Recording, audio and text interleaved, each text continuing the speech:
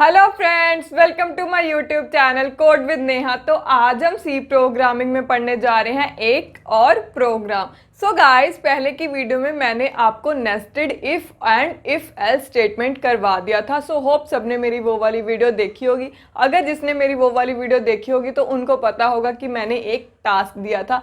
मैंने टास्क क्या दिया था कि आपने एक प्रोग्राम करना है। सो मैं आज की वीडियो में उस टास्क का सोल्यूशन बता रही हूँ। ठीक है, सो हम प्रोग्राम क्या करने जा रहे हैं? Program to find the greatest of 3 numbers using nested if statement. So ये मैंने आपको पहले की वीडियो में टास्क दिया था। सो आज हम इसका एग्जाम्पल देखेंगे कैसे सॉल्व होएगा। ठीक है, सो फर्स्ट 2 लाइंस क्या हो जाती है हमारी? हेडर फाइल्स या प्री प्रोसेसर डायरेक्टिव्स। ये मैं आपको हर बार बता देती हूँ। ठीक है, stdio.h क्या होती है हमारी? Standard input output inbuilt library. So इसमें कौन से फंक्शंस आते हैं? printf और scanf। ठीक है, देन है conio.h। conio.h कौन सी होती है? Console input output. सो इसमें कौन से फंक्शंस आते हैं? क्लियर स्क्रीन और गेट ch। ठीक है, सो ये मैंने आपको हर बार बताया हुआ है। ठीक है, सो आपको क्लियर हो गया होगा। जो ये हेडर फाइल्स होती हैं ये हमारी जो इनबिल्ट लाइब्रेरीज होती हैं उनको इंपोर्ट करने के लिए यूज़ करी जाती हैं। मतलब अगर हम ये दोनों नहीं लिखते हैं और हम अपने प्रोग्राम में printf get ch यूज़ कर रहे हैं तो हमें ये कंपाइल टाइम एरर देगा। ठीक है, सो इसलिए हमें ये हेडर फाइल्स इंपोर्ट करनी पड़ती हैं। ठीक है, सो आपको तो पता होगा कि सी का कोड हम बिना मेन फंक्शन के इमेजिन ही नहीं कर सकते। तो मुझे मेन फंक्शन के अंदर ही अपनी एग्जीक्यूशन करवानी पड़ेगी। तो मैंने यहाँ पे मेन फंक्शन लिखा हुआ है और मेन फंक्शन का डेटा टाइप क्या रखी हुई है मैंने? वॉइड। सो ये क्या है इसकी डेटा टाइप? ठीक है, तो वॉइड मैंने डेटा टाइप इसलिए रखी हुई है तो मैं चाहती हूँ कि मेरा मेन फंक्शन कुछ भी रिटर्न ना करे। ठीक है, इसलिए मैंने वॉइड रखी है। वॉइड का मतलब ही होता है एम्प्टी, मतलब खाली, वो कुछ भी रिटर्न नहीं करेगा। ठीक है, सो देन मैं मेन का ब्लॉक लिखूंगी। फंक्शन के ब्लॉक में जो भी मैंने एग्जीक्यूशन करवानी है। सो हम फाइंड क्या कर रहे हैं? Greatest among 3 numbers. ठीक है, सो हमने फाइंड करना है बड़ा बिटवीन 3 नंबर्स। ठीक है, तो सबसे पहले मुझे क्या 3 नंबर लेने पड़ेंगे। ठीक है, सो मैंने यहाँ पे 3 वेरिएबल बनाए हैं इंटीजर डेटा टाइप के। सो ये मेरी है इंटीजर डेटा टाइप। सो मैं न्यूमेरिक वैल्यू ले रही हूँ इसलिए मैंने इंटीजर डेटा टाइप के वेरिएबल्स बनाए हैं। ठीक है, सो मैंने आपको ये बताया हुआ है कि हम इस तरह 3 वेरिएबल्स डिक्लेयर कर सकते हैं। ठीक है, कॉमा ऑपरेटर के साथ सेपरेट करके। इसका मतलब ये है तीनों हमारे इंट टाइप के ही हैं, ए बी सी। ठीक है, देन है क्लियर स्क्रीन। क्लियर स्क्रीन हम क्यों यूज़ करते हैं? हम अपना प्रोग्राम टर्बो सी में रन करते हैं। जब हम अपना प्रोग्राम बार बार रन करते हैं तो हमें वो पुरानी आउटपुट शो करता रहता है। सो पुरानी आउटपुट को क्लियर करने के लिए हम अपने प्रोग्राम में यूज़ करते हैं क्लियर स्क्रीन मेथड या फंक्शन का। ठीक है, सो ये क्लियर स्क्रीन हमारा conio.h लाइब्रेरी के अंडर आता है। क्यों आता है? क्योंकि हम कंसोल स्क्रीन को क्लियर करना चाहते हैं। ठीक है, सो देन है printf एंटर 3 नंबर। सो अब मुझे नंबर चाहिए। ठीक है, नंबर मैंने इनिशियलाइज नहीं करे, मेरे को यूज़र से नंबर चाहिए। तो मैं यूज़र को एक मैसेज प्रिंट करूँगी कि मुझे 3 नंबर्स चाहिए। ठीक है, सो मुझे 3 नंबर्स की ज़रूरत पड़ेगी। ठीक है, सो ये message as it is print हो जाएगा क्योंकि printf में हम जो भी लिखते हैं कोड्स में वो एज इट इज़ प्रिंट हो जाता है। printf फंक्शन हमारा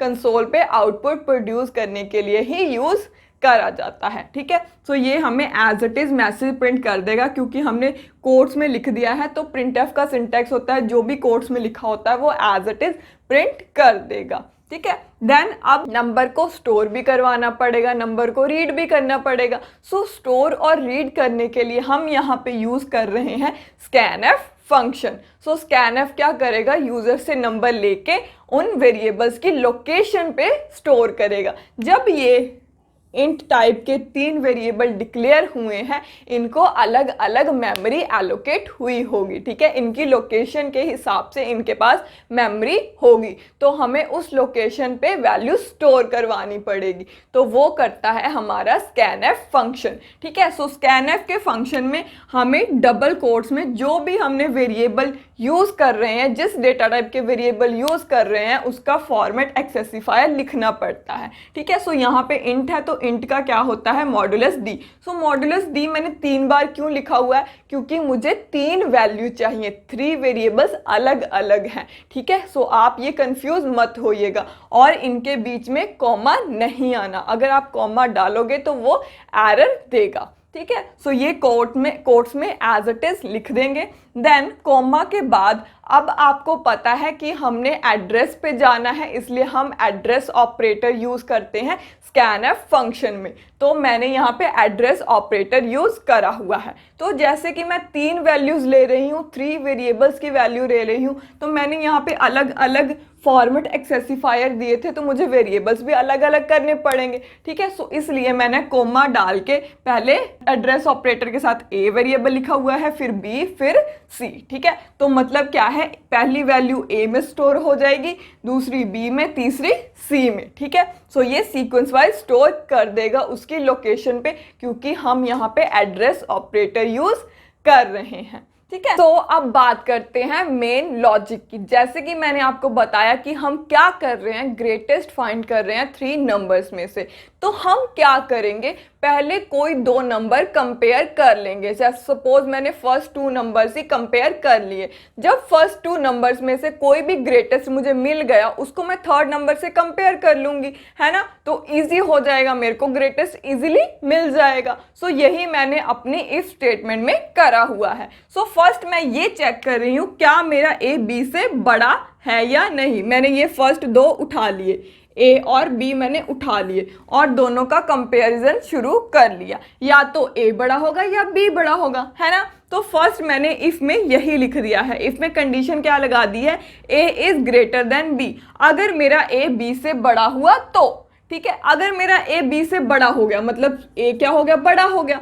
इन दोनों में से अब मेरे को तीसरे में से भी तो चेक करना है, तो मैं इसको तीसरे में से कंपेयर कर दूंगी, है ना। सो मैंने इसकी नेस्टेड इफ में यही कंडीशन लगाई हुई है कि क्या मेरा ए सी से भी बड़ा है या नहीं। अगर मेरा ए सी से भी बड़ा हो गया तो क्या है, ए मेरा ग्रेटेस्ट नंबर है। तो मैंने इफ के ब्लॉक में सिंपल एक प्रिंटफ में क्या प्रिंट कर दिया, ए इज ग्रेटेस्ट। तो सिंपल सी बात है कि मेरा ए ही बड़ा होगा। एल्स, इस इफ का एल्स मतलब, ठीक है, यही नेस्टेड इफ का एल्स। सो इसका एल्स में क्या आएगा, अगर मेरा ए सी से छोटा हुआ, ठीक है। सो ये छोटा हुआ तो क्या है, मेरा सी बड़ा होगा, है ना, क्योंकि ए तो बी को हरा के आ चुका है, ठीक है, बी तो हार ही चुका है। अब अगर सी ने ए को भी हरा दिया तो मतलब क्या है, हमारा सी बड़ा होगा, सी ने तो सबको हरा दिया है ना। सो इसलिए मैंने एल्स में प्रिंट कर दिया प्रिंटफ सी इज ग्रेटेस्ट, ठीक है। सो ये हो गया हमारा, अगर हमारा ए बी से बड़ा हुआ तो, ठीक है। अगर मेरा बी बड़ा हुआ, ठीक है, तो वो क्या आ जाएगा, एल्स में। सो एल्स के पार्ट में हमने ये चेक कर लेना है कि बी मेरा सी से बड़ा तो नहीं है ना। सो यही सेम लॉजिक यहाँ पे भी लगा है, बस यहाँ पे ए था, यहाँ पे बी हो गया, B is greater than C.